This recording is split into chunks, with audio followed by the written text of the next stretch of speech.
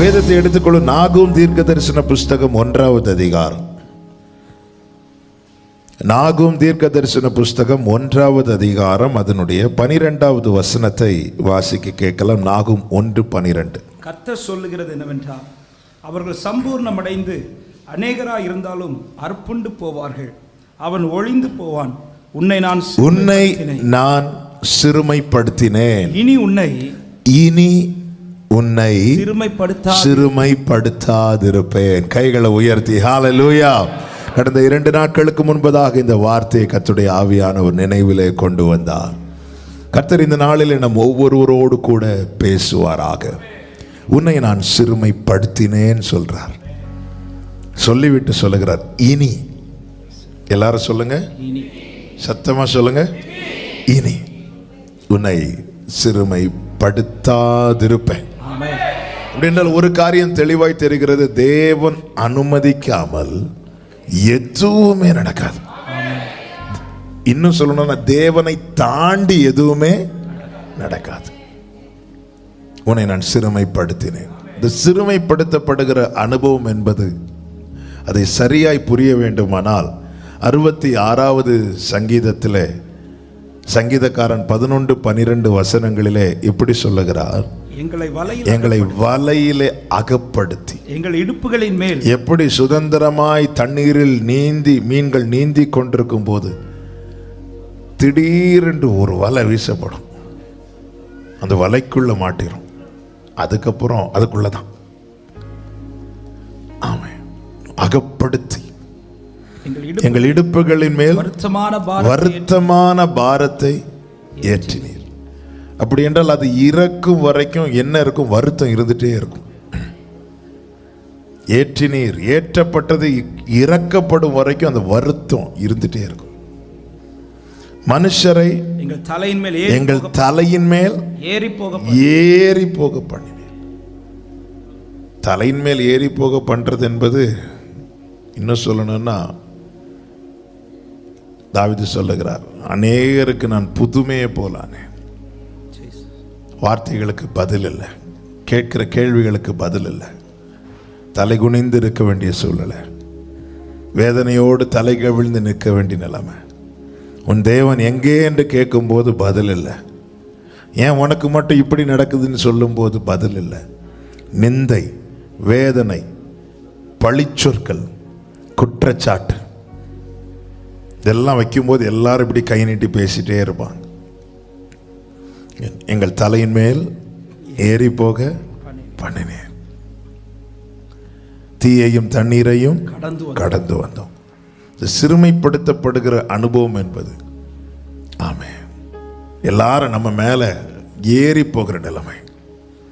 42வது சங்கீதத்தில் சங்கீதக்காரன் இப்படி சொல்லுகிறான். 42வது சங்கீதம் அதனுடைய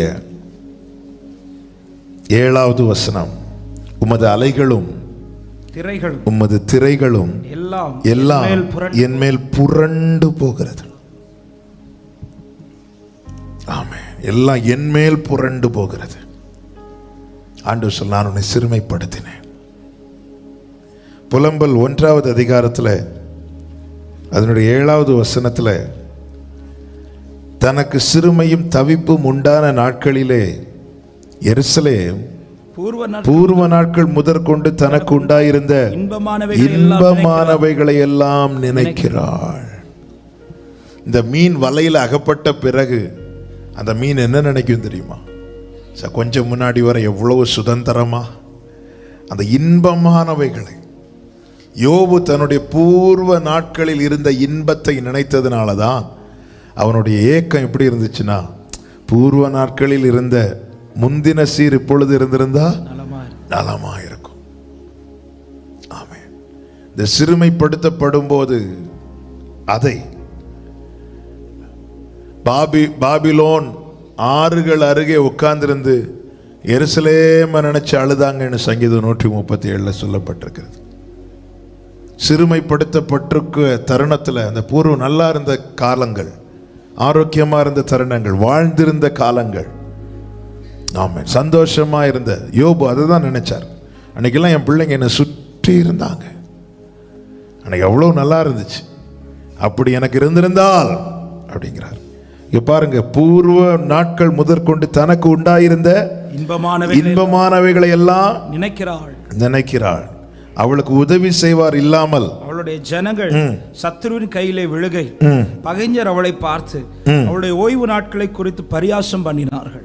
ஓய்வு நாட்களை குறித்துன்னா அவ பயங்கரமா ஆராதிக்கிறவளாச்சே. இந்த சிறுமைப்பட்டிருக்கிற காலத்துல மனுஷர் தலை மேல ஏறி போகிறது. அவங்க எதை தான் மெயினா வச்சு பரியாசம் பண்ணுவாங்க தெரியுமா? ஒன்று, உன் தேவன் எங்க, ரெண்டாவது நீ பண்ற ஆராதனைக்கு என்ன பிரயோஜனம். ஹல்லேலூயா, ஆமென். ஆண்டவர் ஏன் அனுமதிக்கிறார்? அதுதான் இன்னைக்கு நம்ம செய்தியா கேட்க போறோம். சொல்லிவிட்டு ஆண்டவர் சொல்றாரு, இனி. எல்லாரும் சொல்லுங்க, அங்கதான் நமக்கு நம்பிக்கை இருக்கு. ஹல்லேலூயா.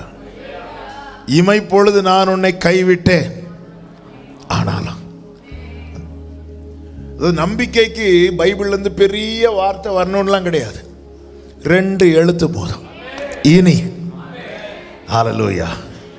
இனி நீ அழுது கொண்டு, நான் உன்னை சிரமப்படுத்தினேன், நான் உன்னை கைவிட்டேன், நான் உன்னை இப்படி செஞ்சேன் அப்படி சொல்லிட்டு, ஆனாலும் பட் அந்த இடத்துல அப்படி அணையும் நினைச்சிட்டு இருக்கிற அந்த நம்பிக்கை என்ன தீபம், அப்படி ஒரு பிரகாசம். ஹல்லேலூயா, ஆமென், ஹல்லேலூயா. இனி உன்னை நான் சிறுமைப்படுத்தாதிருப்பேன். அதன் அர்த்தம் என்ன? யார் யார் இதுவரை உன் தலையில ஏறி போனாங்களோ, இனி அப்படி நடக்காதபடிக்கு நான் பார்த்துக் கொள்வேன். யார் யார் உன்னை அகப்படுத்தினார்களோ, இனி நீ அகப்படாதபடிக்கு நான் பார்த்துக் கொள்வேன். ஆமென் சொல்லுங்க பார்க்கலாம். 1 ராஜாக்கள் 11வது அதிகாரம் 39வது வசனத்துல சாலமோன் நிமித்தமாக கர்த்தர் சொல்லுகிற ஒரு வார்த்தை உண்டு. 11:39. இப்படி நான் இந்த காரியத்தின் நிமித்தம் தாவீதின் சந்ததியை சிறுமைப்படுத்துவேன், ஆகிலும் என்னாலும் அப்படி இராது. நான் இந்த வார்த்தைக்காக இதை எடுத்தேன், சம்பவத்துக்குள் போகவில்லை. ஆகிலும் என்னாலும் அப்படி இராது என்று. இப்போ நீங்க எந்த சிச்சுவேஷன்ல இருக்கிறீங்க? சிறுமைப்படுத்தப்பட்ட நிலையில் இருக்கிறவர்களுக்கு தான் இன்னைக்கு செய்தி. அப்படிப்பட்டவங்க எழுதுறீங்கன்னா இந்த வசனத்தை நம்பி எழுதுங்க, என்னாலும் இப்படி இருக்காது. ஆமென் சொல்லுங்க பார்க்கலாம். அக்கினியில போடப்பட்ட பொன் என்னாலும் அதுக்குள்ளே இருக்காது. புடமிடும்படி குகையிலே போடப்பட்ட வெள்ளி என்னாலும் அதில் இருக்காது. என்னாலும் அப்படி இருக்காது. இன்னைக்கு நான் சிறுமைப்படுத்தப்பட்டிருப்பது உண்மைதான். ஆண்டவர் சொல்லுகிறார், இந்த காரியத்தின் நிமித்தம் தாவீதின் சந்ததியை சிறுமைப்படுத்துவேன், ஆகிலும் என்னாலும் அப்படி இருக்காது. ஆமென் சொல்லுங்க. ஹல்லேலூயா. இனி இந்த நாளிலே கர்த்தருடைய வார்த்தையை கவனித்து கேட்கும்படி உங்களை மிகவும் அன்பாக கேட்டுக்கொள்ளுகிறேன். ஆமென். ஏன் சிறுமைப்படுத்த தேவன் அனுமதித்தார்? அவர் சிறுமைப்படுத்துகிறார் என்று சொல்வதை விட சிறுமைப்படுத்த அனுமதித்தார். எதற்காக? நாம போய் மாட்டி சிறுமைப்படுத்தப்படுவது உண்டு. அதற்கு தேவனை இழுத்து போடக்கூடாது. நான் சொல்லுகிற வார்த்தையில் தேவன் நம்முடைய வாழ்க்கையில அனுமதிக்கிறது. சிம்சோனை பார்த்தீங்கன்னா அவனை 3 விசை ஆண்டவர் தப்புவித்தும் அவன் உணர்வில்லாமல் திரும்பியும் போய் மாட்டினான். பைபிள் சொல்லுது, அவள் இவனை சிறுமைப்படுத்த தொடங்கினாள். சிறுமைப்படுத்த தொடங்கினாள். சிறுமைப்படுத்தப்பட்டவனுடைய பிடி சத்துருவின் கையில் இருக்கும்.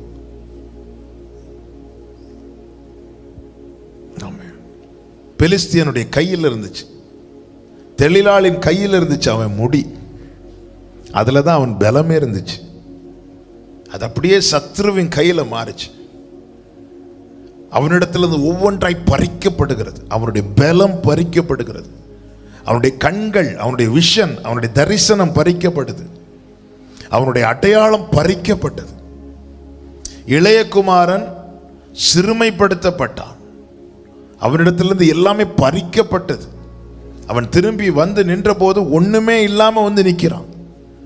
வஸ்திரம் போச்சு, பாதரட்சை போச்சு, அடையாளம். அடிமைக்கு பாதரட்சை அன்னைக்கு போட அனுமதி கிடையாது.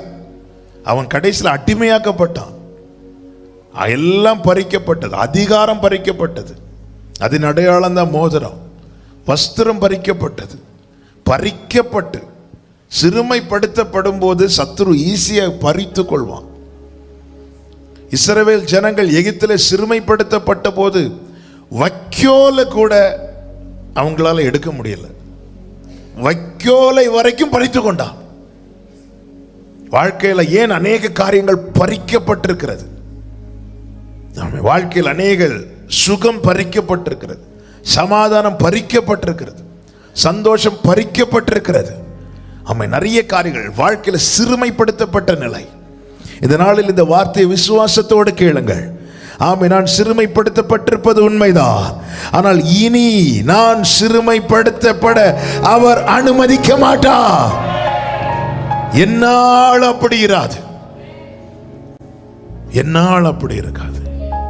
ஏனென்றால் அவர் கோபம் ஒரு நிமிடம், அவர் தயவோ நீடிய வாழ்வு. அற்ப காலம் மூண்ட கோபத்தினால் என் முகத்தை உனக்கு நான் மறைச்சேன். ஆனால் நித்திய கிருபையுடன் நான் உனக்கு இறங்குவேன். ஏன் தேவன் சிறுமைப்படுத்த அனுமதிக்கிறார் அல்லது சிறுமைப்படுத்துகிறார்? முதலாவது உபாகமம் 8வது அதிகாரத்தின் 2வது வசனத்தை வாசிக்கலாம். உபாகமம் 8:2. உன் தேவனாகிய கர்த்தர் உன்னை சிறுமைப்படுத்தும்படிக்கும் தம்முடைய கட்டளைகளை நீ கை கொள்வாயோ கை கொள்ள மாட்டாயோ என்று அவர் உன்னை சோதித்து உன் இருதயத்தில் உள்ளதை நீ அறியும்படிக்கும் உன்னை இந்த 40 வருஷம் அளவும் வனாந்திரத்திலே நடத்தி வந்த எல்லா வழியையும் நினைப்பாயாக. நல்ல கவனிங்க. கர்த்தர் வனாந்திரத்தில் எதுக்கு நடத்தினார்? எகிப்திலிருந்து மீட்டு வனாந்திரத்தை வாக்கு தத்தத்துக்கு கூட கொண்டே வரல. ஒரே வார்த்தை தான், பாலும் தேனும் ஓடுகிற தேசத்தில் உங்களை நான் கொண்டு போவேன் இப்படி மட்டும் சொல்லிவிட்டு இரத்தத்தால் மீட்டு ஜனங்களை எந்த பாதையில் நடத்துகிறார்? எதற்கு நடத்துகிறார்?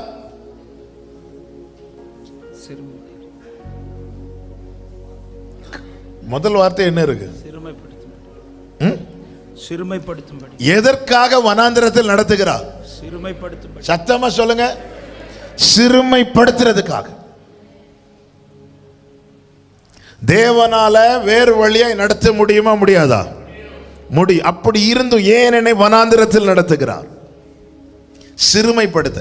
ஏன் சிறுமைப்படுத்த?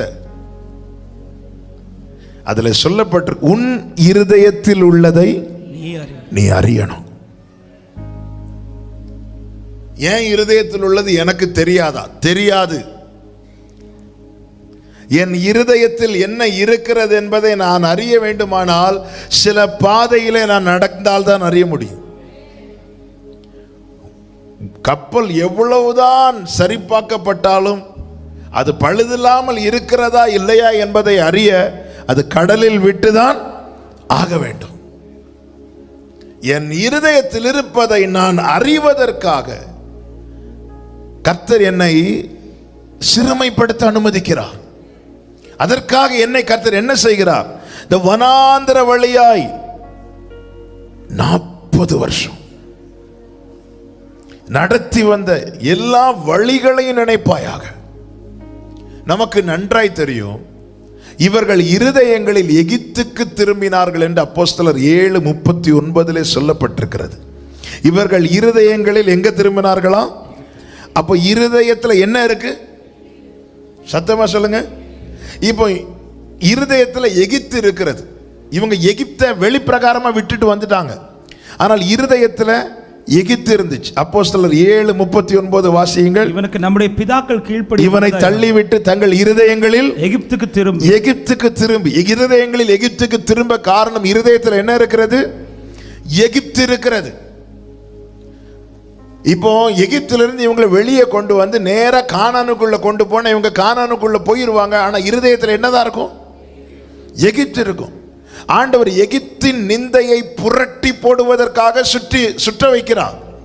நான் என் இருதயத்தில் என்ன இருக்கிறது என்பதை நான் அறியாமல் என்னால் இருதயத்தை அவருக்கு செவ்வையாய் வைக்க முடியாது.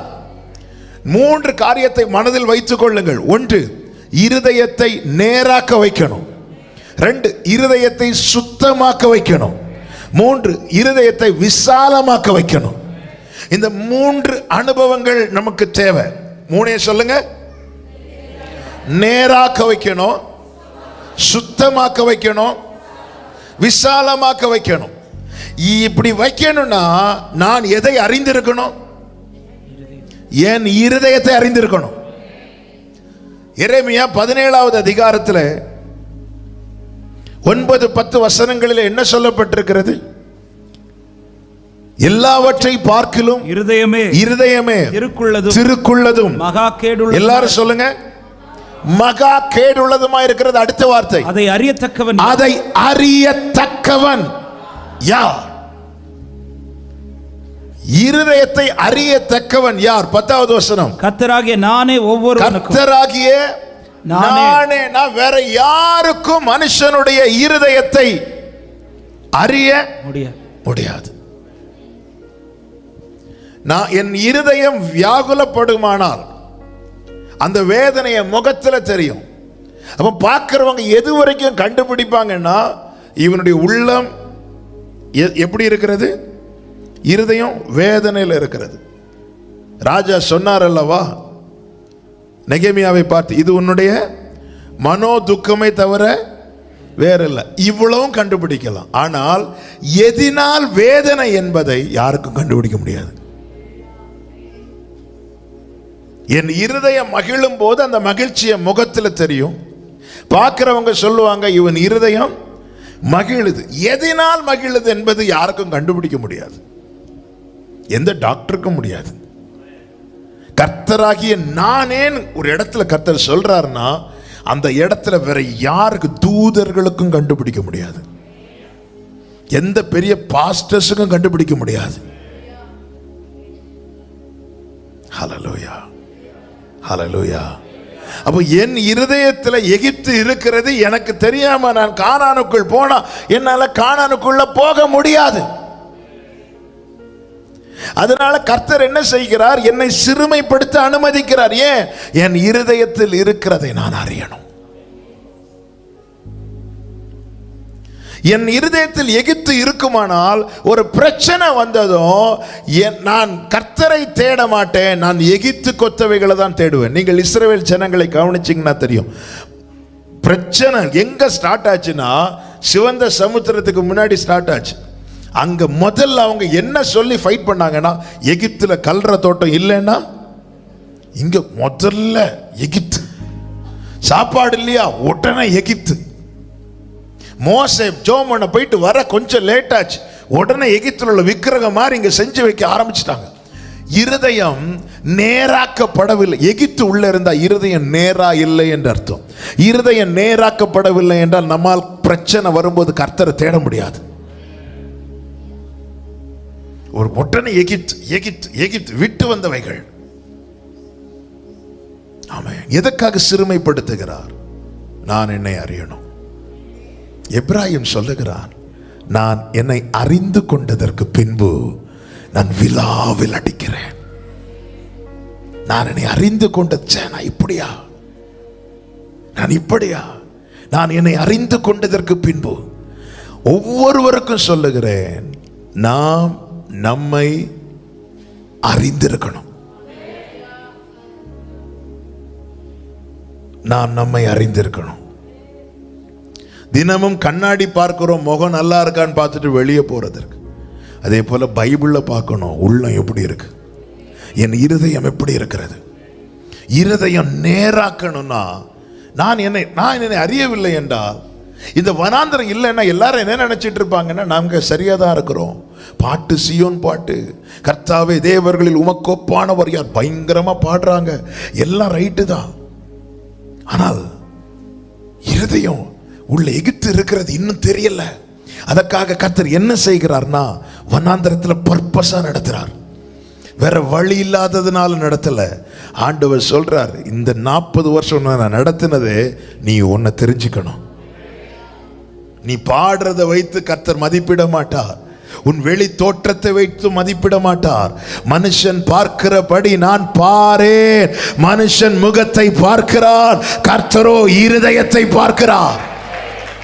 இருதயத்தை பார்க்கிறார். எனக்கு ஒரு வாக்குத்தத்தம் இருக்கிறது. அதை நான் சுதந்திரிக்க வேண்டுமானால் என் இருதயம் நேராக்கப்பட வேண்டும். என் இருதயம் நேராக்கப்படணும்னா நான் ஒப்பு கொடுக்கணும். அதை அறிந்தவரிடத்தில் ஒப்பு கொடுக்கணும்னா என் இருதயத்தின் இப்பொழுதைய கண்டிஷன் என்ன என்பதை நான் அறிந்திருக்கணும். அதை நான் அறியவே கர்த்தர் என்னை இந்த வனாந்தரத்தில் நடத்துகிறார், என்னை சிறுமைப்படுத்துகிறார். மேகத்துக்கு கீழே இருந்த ஒருவனும் மரிக்கவில்லை, மேகத்தை விட்டு விலகினவங்க தான் மரித்தாங்க. அதாவது எகிப்துக்கு திரும்பினவர்கள் தான். தேவன் சிறுமைப்படுத்துவது நம்மை அழிப்பதற்கல்ல, நாம் நம்மை அறிந்து கொள்வதற்கு. இருதயம் நேராக்கப்படணும். இரண்டாவது, இருதயம் சுத்தமாக்கப்படணும். நான் என் நிலை பாருங்க. தாவீது பத்சேபாள் இடத்தில் இவ்வளோ பெரிய பாவம் செஞ்சோம், அதை அவன் ஒரு பாவமாகவே எண்ணாமல் கூலா இருக்கிறார் அரண்மனையில். இப்ப நாத்தான் தீர்க்கதரிசி வாரார், வந்து கடினமாய் பேசுறார். கடினமான வார்த்தைகளை தாவீதால கேட்க முடியாத வார்த்தைகள், தாங்க முடியாத வார்த்தைகள். அவன் வாழ்க்கையில் ஒரு அடியும் விழுந்துச்சு. பட்சேபால் இடத்தில் பிறந்த அந்த மூத்த குழந்தை அது இறந்து போச்சு. வாழ்க்கையில் சிறுமைப்பட்டிருக்கும் போது அவன் உணர்த்தப்பட்டு அவன் என்ன சொல்றான் தெரியுமா? சுத்த இருதயத்தை என்னிலே சிருஷ்டியும். என் வாழ்க்கையில் தேவன் ஒரு சிறுமை அனுமதிக்கும் போது எதற்காக? ஆண்டவரை என்னை இப்படி பண்ணிட்டீங்களே சொல்றதுக்கு இல்லை, ஒரு ஆவிக்குரியவனுடைய குவாலிட்டி அவன் நிதானிப்பான். நிதானிச்சு அவன் ஒப்பு கொடுப்பான். சுத்திகரியும், என் இருதயத்தை நேராக்கும்.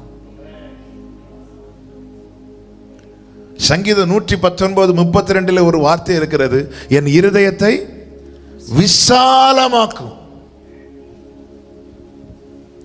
நான் என்னை அறியாமல், இப்ப பேதுரு புரியும்படியாக, பேதுருவை பார்த்தீங்கன்னா அப்போஸ்தலர்களில் ஃபர்ஸ்ட் ரேங்க்னு சொல்லலாம். தூண்களா எண்ணப்பட்டவர்களில் ஒருவன், சுவிசேஷத்தை பிரசங்கித்தவன் முதலாக. இன்னும் பரலோகத்தின் திறவுகோலை உடையவன். அப்ப பேதுருவை பொறுத்த வரைக்கும் பேதுரு 100க்கு 100 மதிப்பெண். அப்படி இருக்கும்போது தான் கர்த்தர் ஒரு காட்சியை காண்பிக்கிறார். அந்த காட்சியில் ஒரு தூப்பட்டி மேலிருந்து இறங்குகிறது. அதில் சகல விதமான மிருகங்கள், பறவைகள் இருக்கிறது. கர்த்தர் சொல்லுகிறார், இதை ஒன்று எடுத்து அடித்து பூசி. அப்பதான் பேதுரு, ஆண்டவரே, பேதுரு செய்யலை. ஏன் செய்யலைன்னா அவனை பொறுத்த வரைக்கும் அது எது? அசுத்தம். உடனே ஆண்டவர் சொல், தேவன் சுத்தமாக்கினதை நீ தீட்டென்று. அப்போ பேதுரு மனசுல இன்னும் என்னதான் இருக்கிறது? யூதரை தவிர மீதி எல்லாருமே தீட்டுள்ளவர்கள். அந்த ஒரு காரியத்தை சரி பண்ணாம தேவ சித்தம் பேதுருவின் வாழ்க்கையில் பூரணப்படாது. தேவ சித்தம் என்ன? பரலோகத்தின் திறவுகோல் பேதுரு கையில் கொடுத்திருக்கிறார். அப்போ முதல் சுவிசேஷத்தை சொல்லி அந்த டோரை ஓப்பன் பண்ற அந்த திட்டம் யார் மேல தான் இருக்கு? பேதுரு மேல தான் இருக்கு. எருசலேம்ல சொல்லிட்டார், இன்னும் புறஜாதியாருக்கு சொல்லணும். இது நான் ஏற்கனவே சொன்னதானால இந்த சொன்னதுனால சொல்றேன். புறஜாதியாருக்கு சொல்வதற்காக அப்போஸ்தலனாய் கர்த்தர் பவுலை 9வது அதிகாரத்தில் தெரிந்தெடுத்து விட்டார். தெரிந்தெடுத்து வெயிட் பண்ண வச்சிட்டு இருக்கிறார். ஏன்னா பேதுரு தான் ஓபன் பண்ணி கொடுக்கணும். ஆனா பேதுருவோ அதெல்லாம் முடியாது. ஏன்னா தேவன் இது நாங்க யூதரை தவிர வேறு யாரோடும், இன்னைக்கு எல்லா விதத்திலையும் நம்ம பெர்ஃபெக்டா இருப்போம். ஆனா சில காரியத்தில் நம்முடைய இருதயம் இன்னும் அப்படி குறுகிதான் இருக்கும்.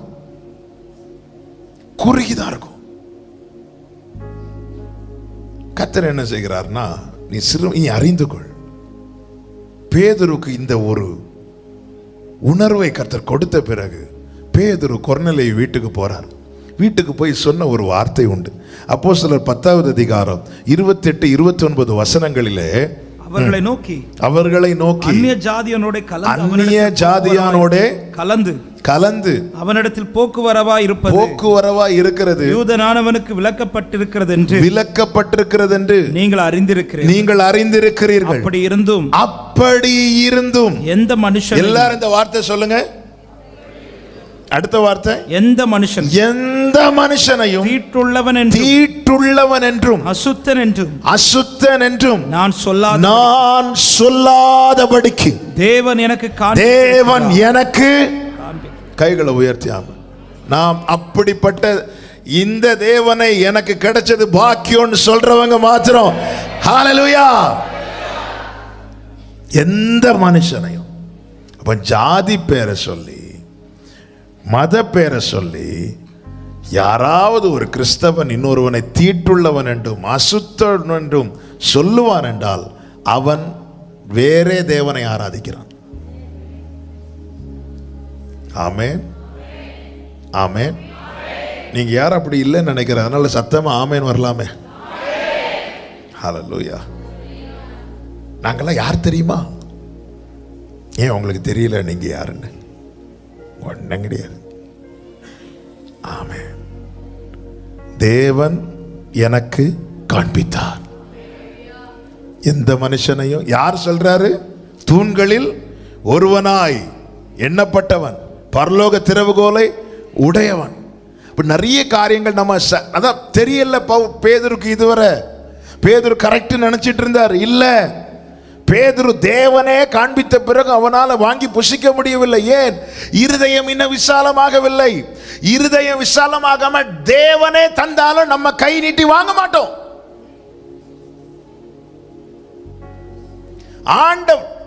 நம்ம பசியா இருக்கிறதுக்கு காரணம் தேவன் தராததுனால அல்ல, நாம வாங்காததுனால.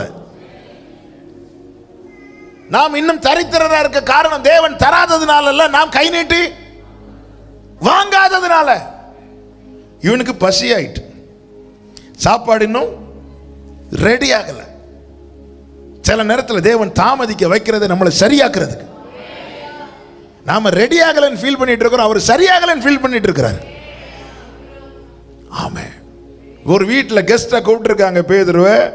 பேதுரு உட்கார்ந்து இருக்கிறார். நல்ல பசி உண்டாயிட்டு சாப்பிட போலான்னு பார்த்தா சாப்பாடு இன்னும் ரெடி ஆகல. இவர் போய் ஜோமனை உட்காந்துட்டார். ஜோமனை உட்காந்து ஆண்டவர் கொடுக்கிறார். இங்க பாருப்பா, இது எல்லாம் உனக்கு வயிறு நிறைய சாப்பிடு. பேதுரு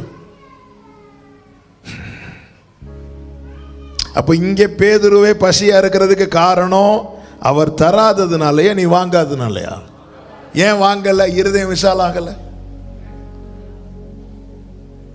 இருதயம் தேவன் தரதுல தான் எனக்கு நன்மை இருக்கும் என்று எண்ணுகிறவர்கள் சந்தோஷமா வாங்குவாங்க. நீங்க தரது போதும் வாங்குவாங்க. இருதயம் விசாலாகலன்னா நம்ம வாங்க மாட்டோம், எப்படி இருப்போம்? எவ்வளவு காரியங்களை அவர் நமக்கு கை நீட்டி தந்திருக்கிறார். நாம ஏன்? நாம விரும்புகிற காரியம் அதுல இல்ல, நாம் எதிர்பார்த்த காரியம் இல்ல, அதுல மட்டும்தான் நமக்கு நன்மையை நினைச்சிட்டு இருக்கிறோம், அது மட்டும்தான் நமக்கு ஆசீர்வாதம் நினைச்சிருக்கிறோம். இல்ல, கர்த்தர் வானத்திலிருந்து இறக்கி கொடுக்கிறார், இதை வாங்கன்னு. இல்ல, வாங்க மாட்டேன்.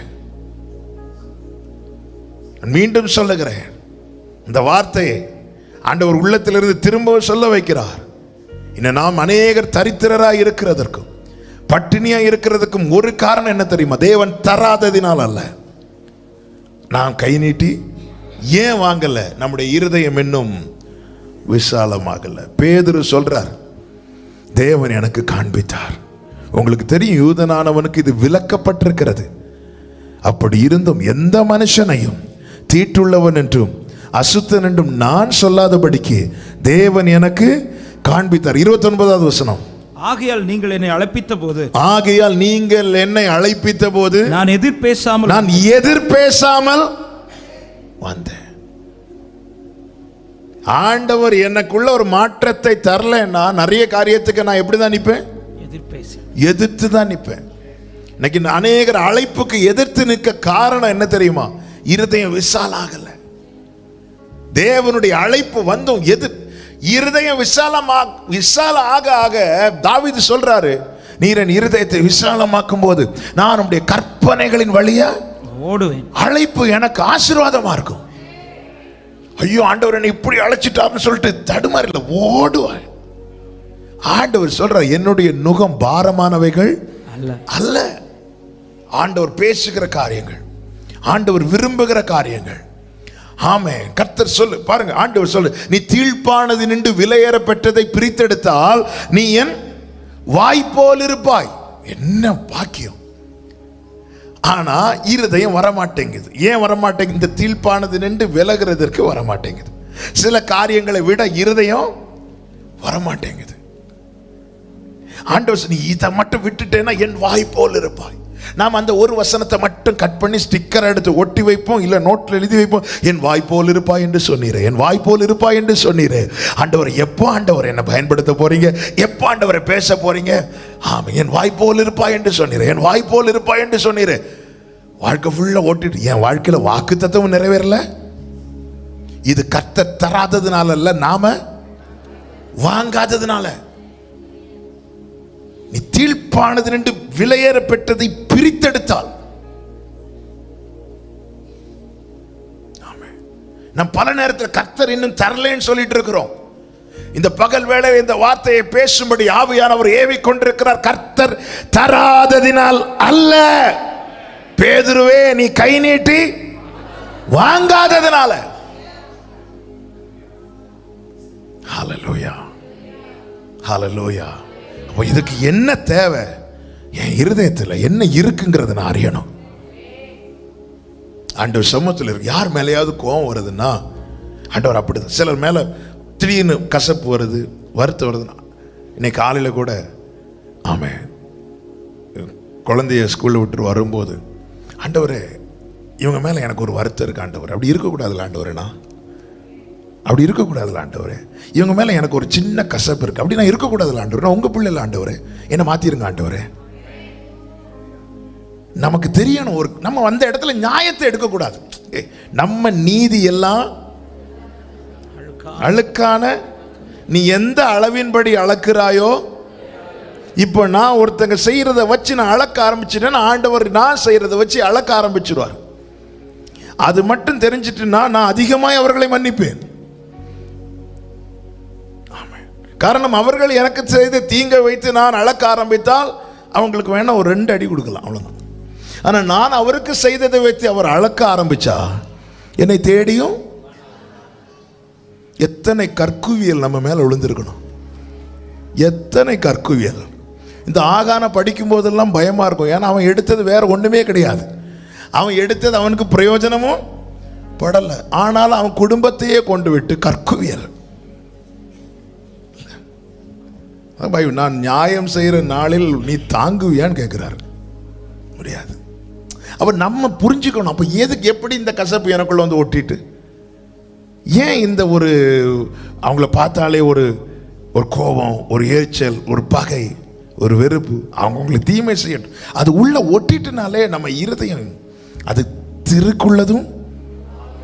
அப்போ ஆண்டவர் என்ன செய்வார்னா அப்படியே சில சிறுமையின் பாதையில் நடத்துவார். எப்படி ஒரு தேவ பிள்ளைக்கு சிறுமையின் பாதை என்னன்னா, ஜெபிக்கிறதுக்கு மாறா சில காரியங்கள் நடக்கும், நினைப்பதற்கு மாறா சில காரியங்கள் நடக்கும். ஆமாம், அது வனாந்திரம், வனாந்திரம். யாரும் சரியா புரிஞ்சுக்க மாட்டாங்க. அப்போ அந்த இடத்துல என்ன ஆண்டவர் இப்படி நடத்துறீங்கன்னு கேட்கும்போது, ஆண்டு நீ இருதயத்தில் உள்ளதை அறிவு, நான் என் இருதயத்தில் உள்ளதை அறிவேனானால் நான் என் இருதயத்தை நேராக்கவும் சுத்தமாக்கவும் விசாலமாக்கவும் வைப்பேன். ஜெபம் என்பது எதைக்கு நம்ம ஜெபத்தில் வைப்போம்? நம்மால் முடியாததை அவர் செய்வதற்கு தானே ஜெபத்தில் வைப்போம். என்னால் முடியாததுனால தானே நான் வைக்கிறேன். ஹல்லேலூயா. என்னால் முடியாமல், ஆபிரகாம் வாழ்க்கையில் கர்த்தர் தம்முடைய கிரியையை பூரணமாய் விளங்க பண்ண ஆபிரகாமை 100 வயசு வரைக்கும் வர வச்சிட்டார். அப்பொழுது ஆபிரகாமின் நிலை என்னன்னா, அவன் சரீரம் செத்தது, சாராளுடைய கற்பம் செத்தது, இனி முடியாது. அந்த நிலைக்கு கொண்டு வர வைத்து விட்டு அவர் சொல்றார், நான் சர்வ வல்லமையுள்ள தேவன். அப்போ என்னால் முடியாதுங்கிற ஒரு நிலைக்கு என்னை கொண்டு வர வைக்கிறதே என்ன ஜோமன் வைக்கிறதுக்கு. என்னால் முடியாது, என்னால் ஒன்றும் கூடாதென்று என்னை நான். கைகளை உயர்த்தி சொல்லுங்க பார்க்கலாம். உம்மாலெல்லாம் உம்மை நான் நம்பி. கடல் கொந்தளிக்குது, காற்று பலமா வீசுது. உடனே சீஷர்கள் இயேசுவை எழுப்பல. அவரை ஏன் போட்டு தொந்தரவு பண்ணிட்டு இல்லை? அவர் நம்ம ரொம்ப என்னன்னா எல்லாரும் காக்கை குஞ்சுகளுக்கு வர அவர் ஆகாரத்தை ப்ரிப்பேர் பண்ணி கொடுக்கணும். அதனால நாம போய் எதுக்கு அவரை டிஸ்டர்ப் பண்ணிட்டு இல்லை? அவங்களால முடியல. நாங்கள் அமிழுகிறோம் என்கிற நிலை வந்தபோது பேதுரு வந்து எழுப்புறான். நம்மளை இந்த இடத்துல கொண்டு வந்து விடுறது வேடிக்கை பார்ப்பதற்கல்ல. நீ அவரை எழுப்பு, நீ அவரை கூப்பிடு, அவர்கிட்ட கேளு. ஆண்டவரே, இந்த நபரை என்னால மன்னிக்கவே முடியலைங்கிற நிலைமை வரும்போது நம்முடைய இருதயம் நேரா இல்ல, இருதயம் இன்னும் அப்படி குறுகி இருக்கிறது. எப்படி இந்த கற்பனைகளின் வழியா ஓட முடியும்? பேதுருவா இருந்தாலும் இருதயம் விசாலமாகலன்னா 9வது அதிகாரத்துல பவுல தூக்கிட்டார். ஆனா கீ பேதுரு கிட்ட இருக்கு. பேதுரு சுவிசேஷம் சொல்லி ஓபன் பண்ணதுக்கு அப்புறம் தான் பவுலுக்கு போக முடியும். இது தேவ திட்டம், தேவன் எழுதி வச்சிட்டார். ஆனா பேதுருவோ இருதயம், நாங்க யூதன் அல்லாதவர்களோடு கலவ மாட்டோம். ஆண்டவரே கொடுக்கிறார், இதை வாங்கி புசி. இல்ல, நான் வாங்க மாட்டேன். நான் திருப்பியும் சொல்றேன், நாம பசியா இருக்கிறது அவர் தராததுனால அல்ல, அவர் தந்ததை நாம் சரியா கை நீட்டி வாங்காததுனால. அவர் தராத வாங்குங்க. இயேசுவுக்கு பிதா கொடுத்த பாத்திரம் என்பது துக்கத்தின் பாத்திரம், வேதனையின் பாத்திரம், கண்ணீரின் பாத்திரம். அது அவர் சந்தோஷமா வாங்கினார். வாங்கினதுனால அவர் தமது ஆத்தும வருத்தத்தின் பலனை கண்டு திருப்தி அடைந்தார். ஹல்லேலூயா, திருப்தி அடைந்தார். இந்த பூமியில் அவர் வந்தது பசி தாகத்தோடு வந்தார். அவரை தாங்க உபதேசமா சொன்னார். ஆவியில் எளிமை அவர்கிட்ட இருந்துச்சு, இரக்கம் அவர்கிட்ட இருந்துச்சு, சுத்த இருதயம் அவர்கிட்ட இருந்துச்சு. அதே போல நீதியின் மேல் பசி தாகம், பசி தாகம் அவரை தான் உபதேசமா சொன்னார். ஹல்லேலூயா. அந்த பசியோடு தாகத்தோடு வந்தபோது பிதா ஒரு பாத்திரத்தை கொடுக்கிறார். கேட்கிறார், இது என்னை விட்டு நீங்க கொடுமானால். இல்ல இல்ல, இது அப்பா தந்துட்டார். அதை பருகுகிறார், அதை பானம் பண்ணுகிறார். இப்பொழுது எப்படி இருக்கிறார் தெரியுமா? திருப்தியா இருக்கிறார். கரங்களை தட்டி ஹல்லேலூயா, ஹல்லேலூயா. பசி தாகத்தோடு வந்தவருக்கு இன்னைக்கு பிதா கொடுக்கிறதை நம்மால் ஏன் வாங்க முடியலன்னா இருதயம் அப்படி குறுகி இருக்கு. ஏன் இதை என்னால் அக்செப்ட் பண்ண முடியாது, இது என்னால் ஏற்றுக்கொள்ள முடியாது. பேதுருவா இருந்தாலும் சரி, ஹல்லேலூயா, நீ எதிர்பார்த்த சாப்பாடு ஒருவேளை கீழே ஆயத்தமாகல, டிலே ஆகுது. ஆமென். சீமோன் தான் வீட்டில் தானே இருந்தார் பேதுரு. அப்போஸ்தலர் 10வது அதிகாரம் அன்னைக்கு போகிற வீட்டில் போய் தேடுங்க. ஆமாம், கரெக்ட். சீமோன் தரதை சாப்பிட்றதுக்கு ரெடியாக இருக்கும்போது ஆண்டவர் தரார். இல்லை ஆண்டவர், அங்கே நல்ல மட்டன் பிரியாணி, நீங்கள் என்னென்னா என்ன தரதை சாப்பிடு, நான் தரதை வாங்கு. தேவன் சுத்தமாக்கினது. இப்போ பேதுரு சொல்கிறாரு, ஆண்டவர் மட்டும் என்கிட்ட அப்படி சொல்லலைன்னா நான் எதிர்த்திருப்பேன். இன்னைக்கு நான் எதிர்க்கல. நம்ம அநேக அழைப்புகளுக்கு எதிர்த்து நிற்கிறோம். தேவன் தருகிற அநேக பாத்திரங்களை வாங்காதபடி நம்ம கையை முடக்கி கொள்ளுகிறோம். இல்லை, இதுதான் நம்முடைய தரித்திரத்துக்கும், இதுவே நம் பசியா இருப்பதற்கு காரணம். கர்த்தர் வனாந்திரத்தில் நடத்தினது உன்னை சிறுமைப்படுத்துறது. நீ புரிஞ்சுக்கோ, உன் இருதயம் எப்படி இருக்கிறது, உன் இருதயத்தில் என்ன இருக்கிறது. ஆமென், ஹல்லேலூயா. இதை நாம் அறிவோமானால் ஆண்டவர் சொல்கிறார், இனி உன்னை சிறுமைப்படுத்த மாட்டேன். இந்த பகல் வேளையில் ஆமென், நான் இயேசு கிறிஸ்துவின் நாமத்தில் சொல்லுகிறேன். ஏன் இந்த பாதையில் என்ன 1-2 நாளில் 40 வருஷம் 40 years இப்படியே நடத்துறார்.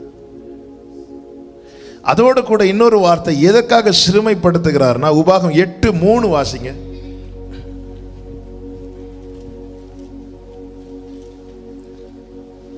அவர் உன்னை சிறுமைப்படுத்தி உன்னை பசியினால் வருத்தி, மனுஷன் அப்பத்தினால் மாத்திரமல்ல கர்த்தருடைய வாயிலிருந்து புறப்படுகிற ஒவ்வொரு வார்த்தையினாலும் பிழைப்பான் என்பதை உனக்கு உணர்த்தும்படிக்கு நீயும் உன் பிதாக்களும் அறியாதிருந்த மன்னாவினால் உன்னை போஷித்தார்.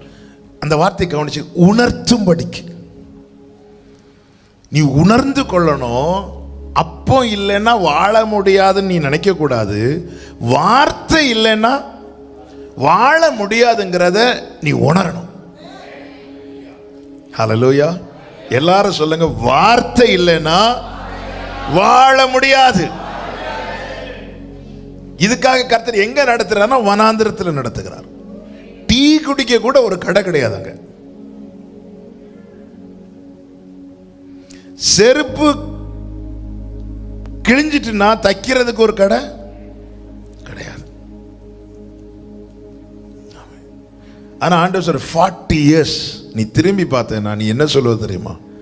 வார்த்தையினால் வாழ வைத்துக் கொண்டிருக்கிறார். இதுக்காக கர்த்தர் உணர்த்துகிறார். நல்லா புரிஞ்சுக்கோங்க. வனாந்திரத்தில் அப்பம் இல்லை என்றாலும் வாழ முடியும், வார்த்தை இருந்தால்.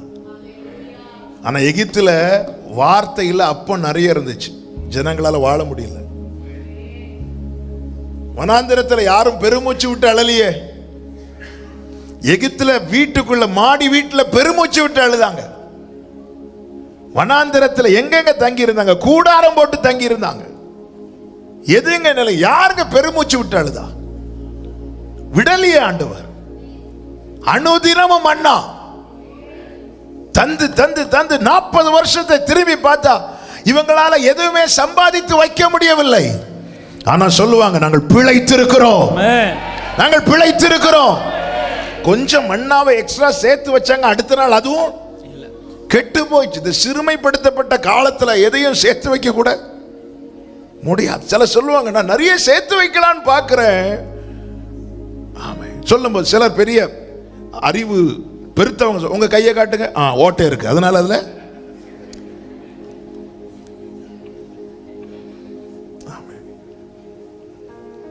இனி அதுக்கு இதுல என்ன, கையில் என்ன இருக்கு, அது இப்படி ஒரு அவங்க கையை காட்டுங்க, பெரிய ஓட்டை இது.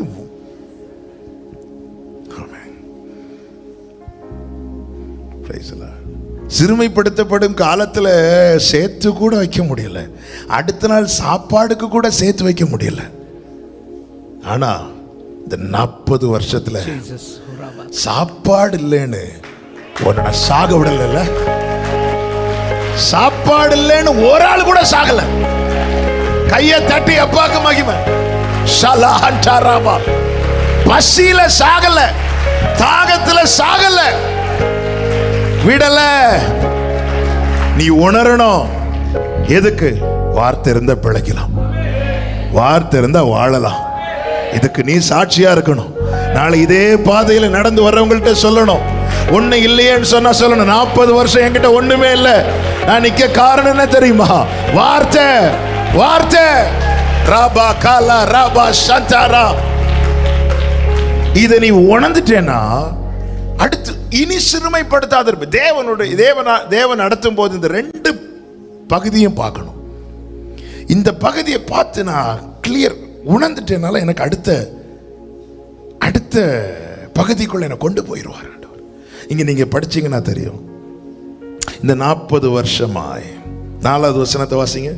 இந்த 40 வருஷமும் உன் மேலிருந்த வஸ்திரம் பழையதாய் போகவும் இல்லை, உன் கால் வீங்கவும் இல்லை, உன் கால் வீங்கவும் இல்லை, வீங்கவும் இல்லை. 40 வருஷம் திரும்பி பார்த்தா நீங்க வனாந்திரத்தை பார்க்க கூடாது, உங்க காலை பார்க்கணும். சொல்லுங்க, கால் வீங்கல. அதன் அர்த்தம் நடக்க பலன் தரார்ல, நடக்க பலன் தர. கால் வீங்கல. நம்ம எல்லாம் பணப்பைய பார்க்கிறோம், இது இன்னும் வீங்கலையே. ஒருத்தர் ஏதோ வாங்கி தர்றதுக்கு பாக்கெட்ல இருந்து பர்ஸ் எடுத்தார். பர்ஸ் இப்படி இருக்கு. நான் சும்மா கேட்டேன், என்ன பிரதர் பயங்கரமா பர்ஸ் வீங்கி இருக்குன்னு. பாஸ்டர் ஃபுல்லா விசிட்டிங் கார்டு, ஊரை ஏமாத்துறதுக்கு எடுத்து காட்டுற அவ்வளோ விசிட்டிங் கார்டு. சுத்தி பார்த்தா என்ன செய்யணும்? அவர் பர்ஸு கால் வீங்கல, வஸ்திரம் பழசாகல. ஏன் தேவன் இதை செய்யல? ஏன்னா அவருக்கு தெரியும், இவனுக்கு அடுத்து ஒன்றும் இல்லை, அடுத்து இல்லை, அடுத்து இல்லை. அப்போ என் ட்ரெஸ்ஸு கூட, இந்த வனாந்திரம் என் வஸ்திரத்தை கூட அஃபெக்ட் பண்ண அவர் விடல. நான் இயேசுவின் நாமத்தில் இப்படி சொல்லுகிறேன், அவருடைய வார்த்தை உனக்குள் இருக்குமானால் நீ போட்டிருக்கிற வஸ்திரத்துக்கு கூட பாதுகாப்பு. ஹல்லேலூயா, ஆமென். கர்த்தர் எவ்வளவு நல்லவர். ஹல்லேலூயா. எந்த தாழ்வில் என்னை நினைத்தவரே உந்தன் உயர்த்திடுவே. ஓ எண்ணில் அடங்கா நன்மைகள் செய்த நன்றியாலே துதித்திடுவே. எங்க அப்பா ஊழியத்தின் ஆரம்பத்தில் ஒரே ட்ரெஸ்ஸை மீட்டிங் போயிட்டு வருவாங்க. அதுவும் ஒயிட் அண்ட் ஒயிட் ஜிப்பா தான் போடுவாங்க. அவங்க ஜிப்பா வேஷ்டி போட்டுட்டு வருவாங்க, கழட்டி அம்மாட்ட கொடுப்பாங்க, துவச்சி கொடுப்பாங்க, அடுத்த நாள் போட்டுட்டு வருவாங்க. ஒரு வருஷம். ஆமென். அது சப்போஸ் கிழிஞ்சிருந்தா, இது நிறைய ட்ரெஸ் இருந்தால் தான் கிழியும். அது கிழியும் இல்லைன்னு நம்ம கிழிப்போம்.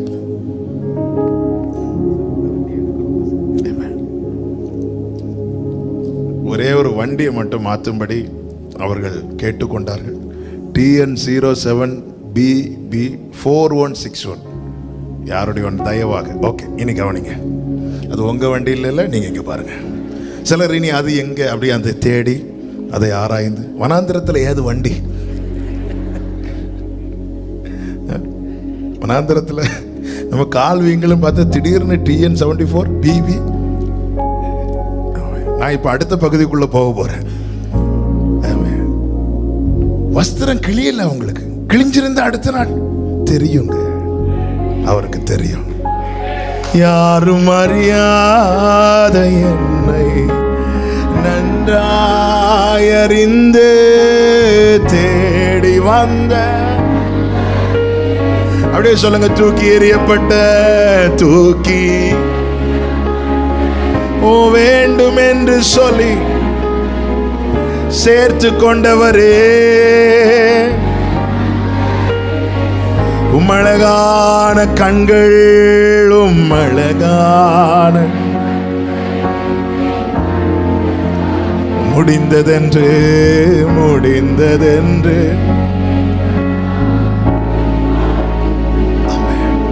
ஆமென். யார்கிட்ட சொல்ல முடியும்? என் கால் வீங்காதபடி கூட அவர் பார்ப்பாராம். அவரால் நடத்தப்படணும். எப்படி வாழ்க்கையை திரும்பி பார்க்கணும். அவன் சில நேரத்தில் எவ்வளவு பிரயாசப்பட்டு ஒன்றில், ஆனால் ஆண்டவர் சொல்றார், நீ இதை நினைப்பாயாக. இது அவ்வளோத்தையும் நீ நினைச்சிட்டு இருக்கணும். எதுக்கு ஆண்டவரே? இனி அடுத்து 40 வருஷம் வனாந்தரம் இல்லை. அடுத்து ஆண்டவர் சொல்றாரு, ஆமென். 7 வாசிங்க, 8-7. உபாகம் 8 உன் தேவனாகிய கர்த்தர் உன்னை, அடுத்த வார்த்தை என்னது? நல்ல தேசம். சொல்லுங்க, வனாந்திரத்தில் நடத்தப்படுகிறவர்களுக்கு நல்ல தேசம் உண்டு. ஆமென். அங்க என்ன? நீ பிரவேசிப்பாயின்னு சொல்லல, பிரவேசிக்க பண்ணுகிறார். பிரவேசிக்க பண்ணுகிறார். அது எப்படிப்பட்ட தேசமா? அது பள்ளத்தாக்குகளிலும் மலைகளிலும் இருந்து புறப்படுகிற ஆறுகளும் ஊற்றுகளும் ஏரிகளும் உள்ள தேசம். அடுத்த வார்த்தை, கோதுமையும் வார்கோதுமையும் திராட்சை செடிகளும் அத்திமரங்களும் மாதள செடிகளும் உள்ள தேசம். அது ஒலிவ மரங்களும் எண்ணெயும் தேனும் உள்ள தேசம். அது தாழ்ச்சி இல்லாமல் அப்பம் புசிக்கத்தக்கதும் ஒன்றும் உனக்கு குறைவுபடாததுமான தேசம். 10வது வசனம், ஆகையால் நீ புசித்து திருப்தி அடைந்திருக்கையில் உன் தேவனாகிய கர்த்தர் உனக்கு கொடுத்த அந்த நல்ல தேசத்துக்காக விசுவாசத்தோடு இப்பொழுதே எத்தனை பேர் ஸ்தோத்திரிக்க போறீங்க? என்னை இந்த வனாந்தரத்தில் நடத்துகிறவர் எனக்காக ஆயத்தம் பண்ணின பெஸ்ட் வைத்திருக்கிறார், சிறந்ததை வைத்திருக்கிறார், மேலானதை வைத்திருக்கிறார், மேன்மையை வைத்திருக்கிறார். எத்தனை பேர் விசுவாசிக்கிறீங்க? ஸ்தோத்திரம் செலுத்துங்க. ஆமென். ஷலஹண்டரபகரபா. ஆமென். நீங்க 8வது அதிகாரம் 2-3 வாசிட்டு அப்படியே கீழே வாசிக்கணும். ஆமென். நான் உன்னை சிறுமைப்படுத்தினேன், இனி ஹல்லேலூயா ஹல்லேலூயா நான் உன்னை பிரவேசிக்க பண்ணுவேன். யார் என்னை பிரவேசிக்க பண்ண போகிறார்? யார் இந்த 40 வருஷம் என்ன வனாந்தரத்தில் நடத்தினாரோ அங்க உன்னை கொண்டு போய் உட்கார வச்சு உனக்கு நான் விளம்புவேன். நீ பாரு, திருப்தி அடையும்.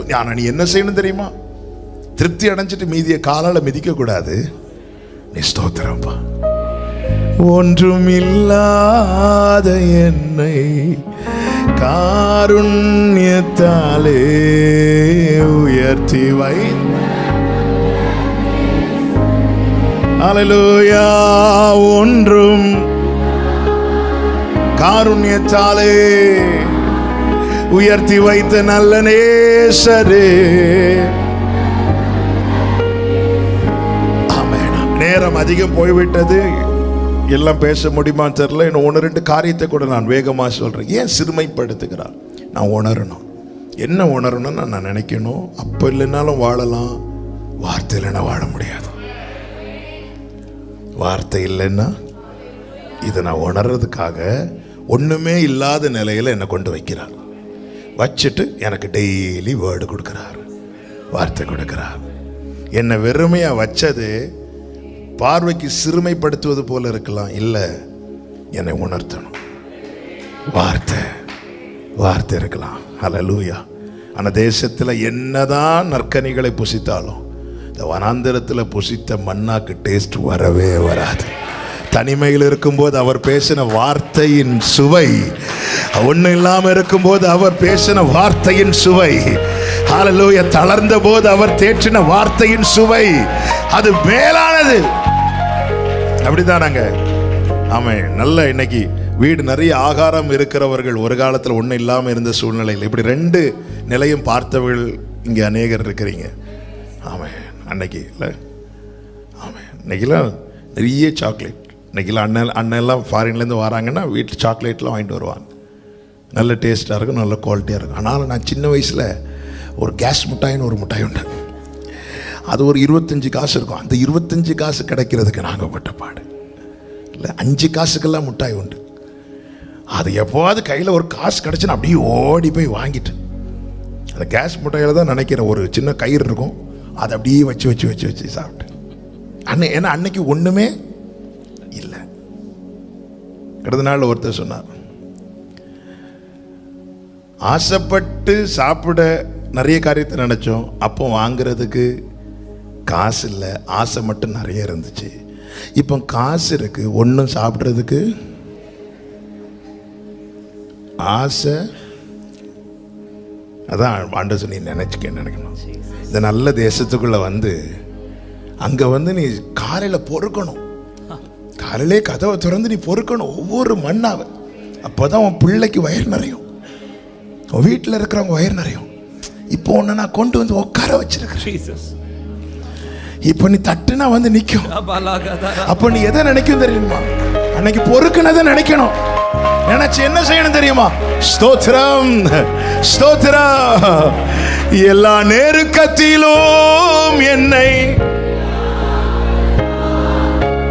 அன்பின் நல்ல கர்த்தரே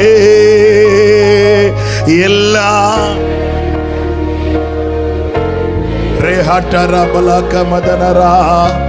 அன்பின் நல்ல கர்த்தரே 1000 நன்மைகள் அனுதினம் என்னை சூழ்ந்திட. சொல்லுங்க, நல்ல எபினேசராய் நல்ல லஹமரோ ஷெமரா அந்தனரே நன்றி சொல்ல வார்த்தை இல்லை. அடுத்து ஒரு காரியத்தை கூட சொல்லி நான் செபிக்க. ஏன் சிறுமைப்படுத்துகிறார்? உபாகம் 8:15. உன்னுடைய பின்னாட்களில் உனக்கு நன்மை செய்யும் பொருட்டு உன்னை சிறுமைப்படுத்தி உன்னுடைய பின்னாட்கள். அப்ப இனி நான் உன்னை சிறுமைப்படுத்துவதில்லைன்னு அந்த இடத்துல என்ன இருக்குன்னா என்னுடைய ஃபியூச்சர் ஸ்டார்ட் ஆயிட்டுன்னு அர்த்தம். இன்னும் சொல்லணும், எனக்கான நல்ல காலம் பிறந்துடுச்சு. ஹல்லேலூயா. 30 வயசு வரை யோசேப்பு சிறுமைப்படுத்தப்பட்டான். ஒரு பொழுது விடிந்த போது அவனை வா கூப்பிடுறார். ராஜாவுக்கு முன்னாடி வந்து நிற்கிறான். அவனுக்கு அங்க ஆரம்பிக்கப்பட்டது. அதன் பிறகு யோசேப்பு சிறுமைப்படுத்தப்படவில்லை. வாழ்க்கையில சிலதை தேவன் அனுமதிப்பார். நீங்கள் லேயாளை பார்த்தால் தெரியும். லேயாள் சிறுமைப்படுத்தப்பட்டாள். எப்படி தெரியுமா? ஆமென். அவளுக்கு இந்த கூச்ச பார்வை இருந்துச்சு. ஆமென். ஆதியாகமம் 29வது அதிகாரம் 17-18 வசனங்கள். லேயாளுடைய கண்கள் கூச்ச பார்வையா இருந்தது. ராகேலோ ரூபவதியும் பார்வைக்கு அழகவனுமாக இருந்தாள். யாக்கோபு ராகேல் பேரில் பிரியப்பட்டு உம்முடைய இளைய யாக்கோபு ராகேல் பேரில் பிரியப்பட காரணம் என்ன? லேயாள் பேரில் பிரியப்படாத காரணம் என்ன?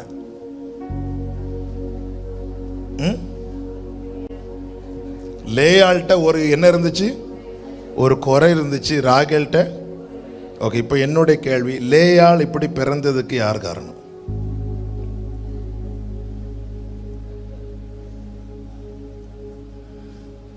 லேயாளுக்கு கூச்ச பார்வை இல்லை. நம்ம கிட்ட நம்ம பிறக்கிறதுக்கு முன்னாடி ஆண்டவர் கேட்பாங்களா, உனக்கு கண் எங்க இருக்கணும், உனக்கு கண் எப்படி இருக்கணும், ஏதாவது கேட்டு விடுவாங்களா? அப்படி கேட்டு விட்டா நம்ம இந்த ஏரியாலே இருக்க மாட்டோம்ல.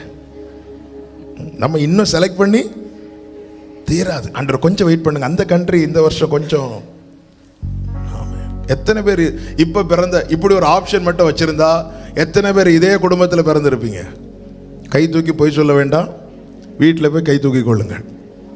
இப்படி ஒரு ஆப்ஷன் தராங்கன்னு வச்சுக்கோங்களேன். ஓகே, உனக்கு எங்க அப்பா போகணும், எந்த வீட்டுக்கு போகணும். லேயாள் இப்படி பிறந்தான்னா அதுக்கு அவன் என்ன தப்புன்னா? நல்லா புரிஞ்சுக்கோங்க. சிலர் சரீர தோற்றத்தை வைத்து, நிறத்தை வைத்து, இயலாமை வைத்து நேசத்தை குறைக்கிறவர்கள் உண்டு. ஆமாம், வேதத்தில் ஒரு அருமையான வார்த்தை இருக்கிறது. இந்த ஆதியாகமம் 29 கை வச்சுக்கோங்க. யாத்திராகமத்தில் மோசே கிட்ட மோசே தன்னால் பேச முடியாததை ஒரு குறையாகவே வச்சிட்டு இருந்தார். 10-11 வாசிங்க. அப்பொழுது மோசே கர்த்தரை நோக்கி, ஆண்டவர், இதற்கு முன்னாவது தேவரீர் உமது அடியானோட பேசினதற்கு பின்னாவது நான் வாக்கு வல்லவன் அல்ல, நான் திக்குவாயும் மந்த நாமும் உள்ளவன் என்றான். அப்பொழுது கர்த்தர் அவனை நோக்கி, மனுஷனுக்கு வாயை உண்டாக்கினவர் யார்? ஊமையனையும் செவிடனையும் பார்வையுள்ளவனையும் குருடனையும் உண்டாக்கினவர் யார்? உண்டாக்கினது யார்? கர்த்தராகிய நான் அல்லவா? கர்த்தராகிய நான் அல்ல. உன்னை இப்படி வச்சிருக்கிறதே கர்த்தராகிய நான் அல்ல. எதுக்கு இதை வாசிக்க வச்சேன்னா, கர்த்தர் உங்களை எப்படி ஜனிப்பித்தாரோ அதற்காக. என்னை தேவன் சிருஷ்டித்தது யாக்கோபு நேசிக்கிறதுக்கல்ல, யாக்கோபின் தேவன் நேசிப்பதற்கு. ஆமென். ஹல்லேலூயா. யாக்கோபுக்கு ஒருவேளை என் மேல நேசம் குறையலாம், ஆனா யாக்கோபின் தேவனுக்கு என் மேல நேசம் குறையாது. நம்ம எல்லாம் யாக்கோபு நேசிக்கிறதுக்கு என்ன செய்ய முடியுமோ அவ்வளவு பெயிண்ட் வீட்டுக்குள்ள இருக்கும். ஏன்னா என்ன யார் நேசிக்கணும்? உங்களை யாக்கோபு நேசிக்கணும்னா பெயிண்ட் அடிங்க. யாக்கோபின் தேவன் நேசிக்கணும்னு உங்களை எப்படி வச்சிருக்கிறாரோ அப்படி இருக்கு. உங்க முன்னாடி யாராவது பெயிண்ட் டப்பா எடுத்தாங்கன்னா கேளுங்க, உங்களை யாக்கோபு நேசிக்கணுமா? சில இப்பவும் பேக்ல வச்சிருக்கீங்களா? நான் செக் பண்ண மாட்டேன். உங்களை யாக்கோபு நேசிக்கணுமா? யாக்கோபின் தேவன் நேசிக்கணுமா? ஆமென். ஹல்லேலூயா. ஆமென். சிலர் பார்க்குறாங்க, அந்த 2வது பாயிண்டோடு நிறுத்தி இருந்தா நாங்கள் ஜோம் பண்ணிட்டு. இப்போ பாருங்க, அந்த சம்பவம் நமக்கு தெரியும். இந்த லேயாளுடைய இந்த குறை நிமித்தம் அவள் அற்பமா எண்ணப்பட்டாள். இந்த அற்பமா எண்ணப்படுகிற அனுபவத்தை எப்படி ஆண்டவர் பார்க்கிறார் தெரியுமா? 30வது வசனத்தை வாசிங்க. யாக்கோபு ராகேலையும் சேர்ந்தான், லேயாளை பார்க்கிலும் ராகேலை அவன் அதிகமாய் நேசித்தான். நல்லா புரிஞ்சுக்கோங்க, இந்த பூமியில ஒருவன் அற்பமா எண்ணப்படுவதின் அடையாளத்தில் ஒன்றுன்னு தெரியுமா? அவனுக்கு கிடைக்கிற நேசம் குறையும். புருஷங்கிட்ட இருந்து, அல்லது மனைவி கிட்ட இருந்து, பிள்ளைங்க கிட்ட இருந்து, அல்லது பெற்றோர்கிட்ட இருந்து அவங்களுக்கு கொடுக்கப்படுகிற நேசம் குறையும். உங்களுக்கு கொடுக்கப்படுகிற நேசம் குறைகிறதுல ஒரு காரணம், நீங்க அற்பமா எண்ணப்படுறீங்க. இங்க பைபிள் அதுதான் சொல்லுது. லேயாளை விட ராகேலை ரொம்ப நேசிக்கிறான். ஆண்டவர் அதை எப்படி நினைச்சார் பாருங்க. 31வது வசனம், லேயாள் அற்பமா எண்ணப்பட்டாள் என்று கர்த்தர் கண்டு. ஆமே, நல்லா புரிஞ்சுக்கோங்க. என்னை விட ராகேலை ரொம்ப நேசிக்கிறாங்கன்னு சொல்லிட்டு நீங்க பொறாமப்படாதீங்க.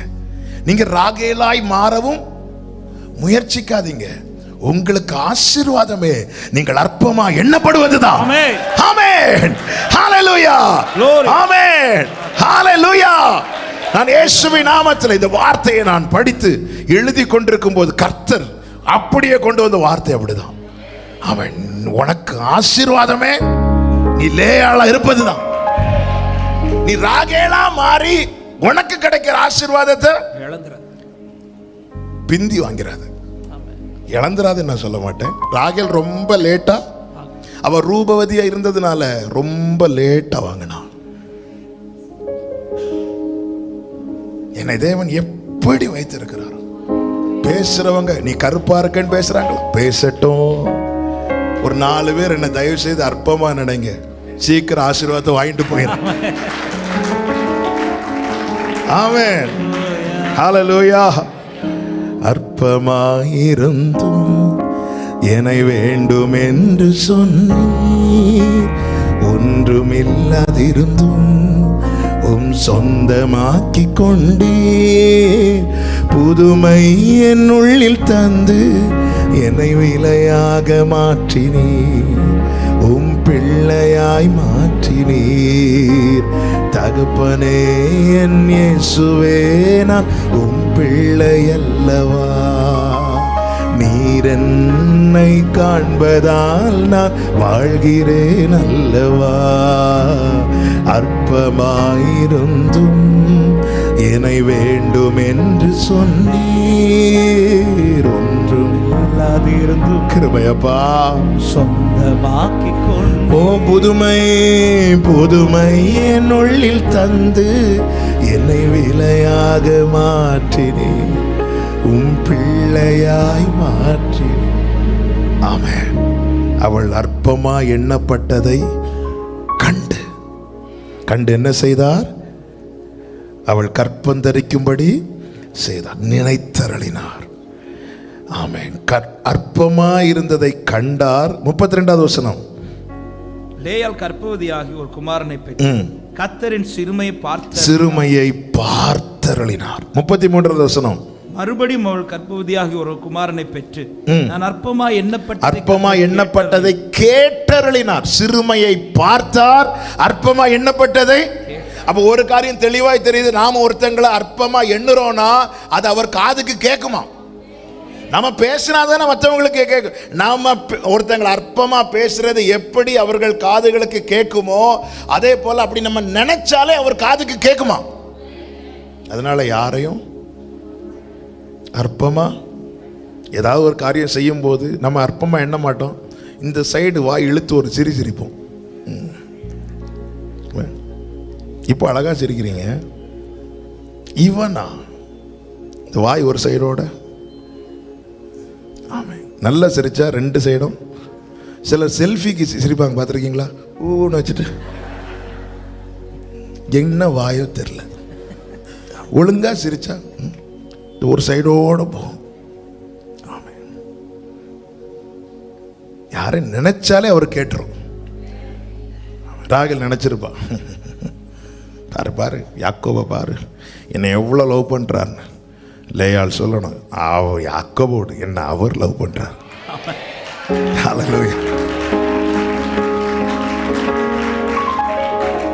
எவ்வளவு நேசம்! விவரிக்க முடியவில்லை, வர்ணிக்க வார்த்தை இல்லை, அன்பை மட்டும் தேடி வந்த நேசமே, ஆருயிரேசுவே அன்பில் ஒன்றே உண்மை உண்டென்று. யாரையும் அற்பமா நினைக்காதீங்க. நீங்க அற்பமா எண்ணப்படுவதை குறித்து worry பண்ணாதீங்க. அது உங்களை சீக்கிரமாய் ஆசீர்வாதத்தை சுதந்திரிக்க வைக்கும். உன்னை நான் சிறுமைப்படுத்தினது உன்னை இழந்தவளாய் நிறுத்துவதற்கல்ல, பெற்றுக் கொண்டவளாய் நிறுத்துவதற்கு. கைகளை தட்டி ஹalleluya. ரூபவதியான ராகேலுக்கு துதிக்க முடியாத வேளையிலே லேயாள் யூதா என்று சொல்லி துதித்தாள். ஹalleluya. ரூபவதியான ராகேலுக்கு துதிக்க முடியாத வேளையிலே லேயாள் துதித்தாள். நான் இப்பொழுது கர்த்தரை துதிப்பேன். இதுக்கெல்லாம் அடித்தளம் எங்க? என் சிறுமையை அவர் பார்த்தார். சிறுமையும் எளிமையும் நல்லா புரிஞ்சுக்கோங்க. ஆண்டவர் நம்ம எப்படி பார்க்கிறார் அதை நம்ம பார்க்க ஆரம்பிச்சிட்டோம்னா இதுல என்ஜாய் பண்ணுவோம். அப்ப நான் அற்பமா எண்ணப்பட்டதுதான் இந்த ஆசீர்வாதத்தை பெற்றுக் கொள்வதற்கு காரணமா இருக்குமானால் என்னை சிறுமைப்படுத்தின தேவனுக்கு ஹல்லேலூயா, ஆமென். ரூத்தி நாட்களிலே நகோமியை இஸ்ரவேல் ஸ்திரீகள் புகழ்ந்த போது என்ன சொல்லி பாடினாங்க தெரியுமா?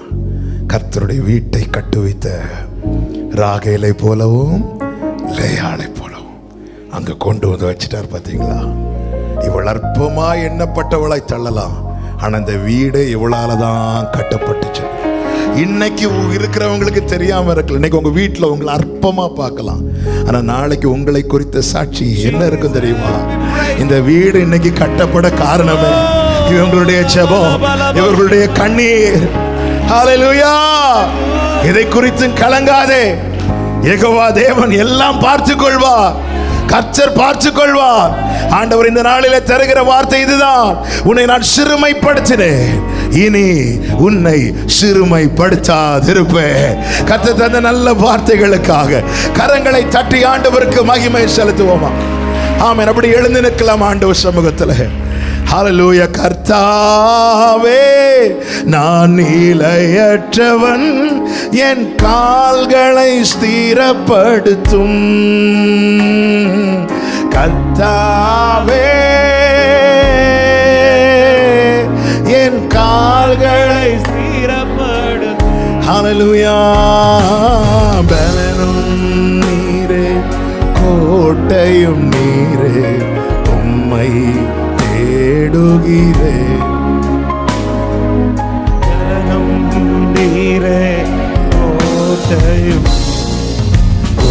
அப்படி ரெண்டு கைகளை முடிந்து அப்படி உயர்த்தி கண்களை ஏறெடுத்து சிறுமையோ சிறுமையான என் மேல் நினைவாயிருப்பவரே, என் பலனும் நீரே, கோட்டையும் நீரே, உம்மை தேடுகிறேன். என் பலனோ கோட்டையும் நீரே. ஒரு விஷயம் கூட இந்த வார்த்தை இருதயத்திலிருந்து சொல்லுவீங்களா? சிறுமையும் எளிமையுமான, சிறுமையும் எளிமையுமான நினைவாயிருப்பவரே, என் பலனும் நீரே, கோட்டையும் நீரே, உம்மை தேடுகிறேன். என் பலனும் கோட்டையும் நீரே, உம்மை. ஒரே சத்தமாய் கர்த்தாவே, நான் நிலையற்றவன். கர்த்தாவே, நான் நிலையற்றவன், என் கால்களை ஸ்திரப்படுத்தும். கர்த்தாவே, என் கால்களை ஸ்திரப்படுத்தும். ஹalleluya. பலனும் நீரே, கோட்டையும் நீரே, உம்மை தேடுகிறேன். என் பலனோ உம்மை. ஒரு வார்த்தையை சொல்லி பாடி ஜெபிக்கலாமா? தகப்பனே, தகப்பனே, உந்தன் தயை கொண்ட அன்பால் தழுவி என்னை தாங்குமே. தகப்பனே தயை கொண்ட அன்பா என்னை தாங்கு. ஹல்லேலூயா. தயங்கிடும் நேரத்தில் தேவா உந்தன் தோளில் சுமந்து. ஆண்டவரே விட்டுறாதீங்கப்பா, நீங்க இருக்கிறீங்கிற நம்பிக்கை மட்டும்தான்ப்பா இம்மட்டும் முன் செல்ல வைத்துக் கொண்டிருக்கிறது. ரெண்டு கைகளை விரித்து கண்களை ஏறெடுத்து, கர்த்தாவே நான் நிலையற்றவன், என் கால்களை ஸ்திரப்படுத்துங்கப்பா. ரபஹண்டரே மலரோ சந்தரே கர்த்தாவே புறமாக்கரோ கால்களை ஸ்திரப்படுத்தோ. கயமும் நீரே கோட்டையும் நீரே, உம்மை தேடுகிறேன். என் பலனும் நீரே. ஹல்லேலூயா. நல்ல கரங்களை தட்டி ஆமென்.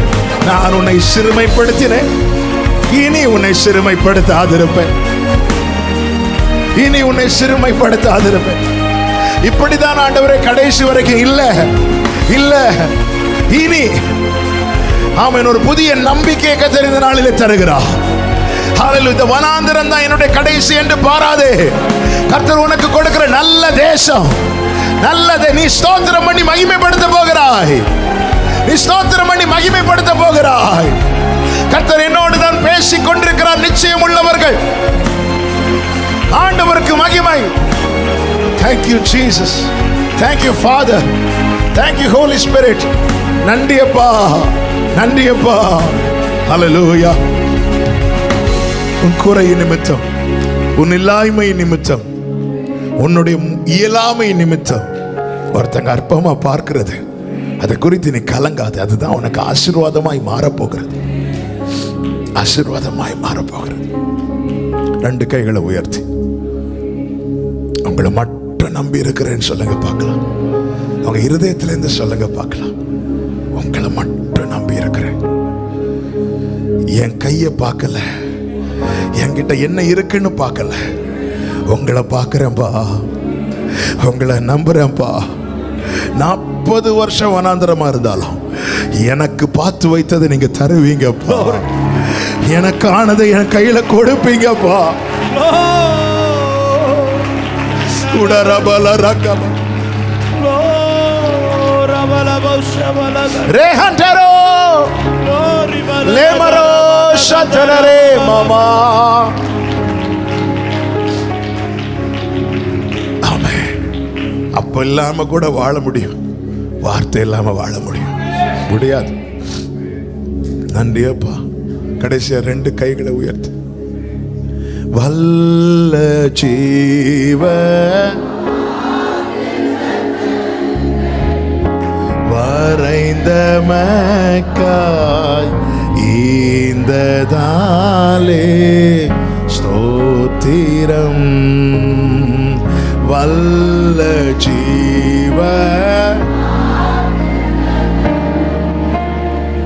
வரைந்த மக்காய் ஈந்ததாலே. ஓ ஹல்லேலூயா. வரைந்தீரண்டோ உன்னதா உன்னதா எந்தன் புகலிடமே.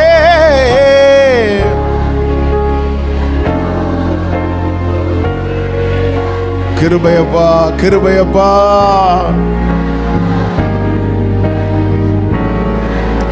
என்னை மறவா, என்னை மறவா இயேசுநாதா,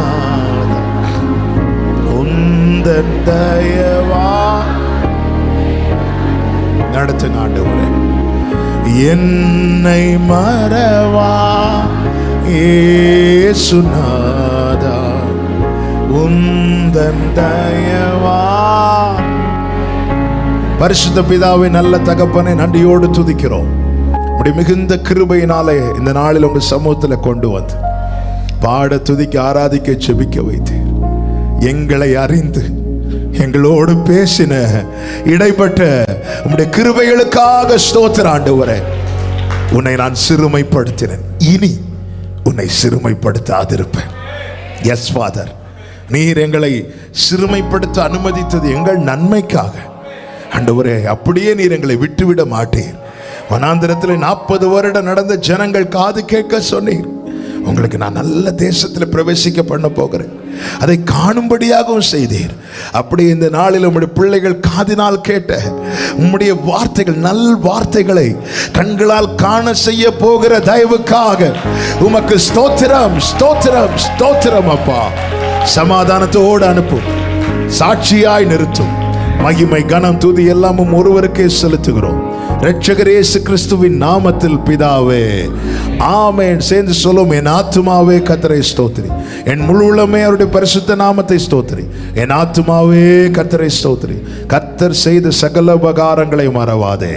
ஆமென். நம்முடைய கர்த்தராகிய இயேசு கிறிஸ்துவின் கிருபையும் பிதாவாகிய தேவனுடைய அன்பும் பரிசுத்த ஆவியானவருடைய ஐக்கியமும் சிநேகமும் பாதுகாவலும் நம் அனைவரோடும் எல்லா பரிசுத்தவான்களோடு கூட கர்த்தருடைய வருகை மட்டும் தங்கி இருப்பதாக. ஆமென். ஹalleluya. God bless you. கர்த்தர் உங்களை ஆசீர்வதிப்பாராக.